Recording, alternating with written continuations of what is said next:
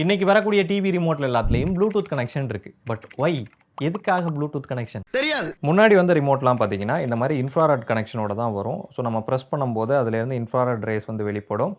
அதை நம்ம டேரெக்டாக பாயிண்ட் பண்ணும்போது தான் ஸ்ட்ரெயிட்டாக இருக்கும்போது தான் அந்த இன்ஃப்ராரெட் கனெக்ஷன் வந்து நமக்கு ஒர்க் ஆகும். ஸோ இந்த பேரியரை உடைக்கணும் அப்படின்றதுக்காக தான் இந்த மாதிரி ரிமோட்டில் வந்து ப்ளூடூத்தை கொண்டு வந்தாங்க. நம்ம எந்த டேரக்ஷனில் வச்சுருந்தாலும் இந்த ரிமோட் வந்து வேலை செய்யும். இப்போ பார்த்தீங்கன்னா திருப்பி வச்சுருக்கேன், அப்போவும் இந்த ரிமோட் வந்து ஒர்க் ஆகுது. அதே மாதிரி எந்த ஒரு ஆப்ஜெக்ட்டுக்கு பின்னாடி வச்சுருந்தாலும் 10 மீட்டர் தொலைவில் இந்த ரிமோட் வந்து வேலை செய்யும். ஆனால் இது இதுக்காகன்னு மட்டும் கொண்டு வரப்படலை. Bidirectional data transfer, faster response, ரிமோட்லேயே கேம்லாம் விளையாடணும் அப்படின்னா நல்லா ஸ்பீடாகவே இருக்கும். அண்ட் டிவியில் ப்ளூடூத் இருந்துச்சு அப்படின்னா நம்ம ஃபோனையே வந்து ரிமோட்டாக யூஸ் பண்ண முடியும் ப்ளூடூத் மூலமாக.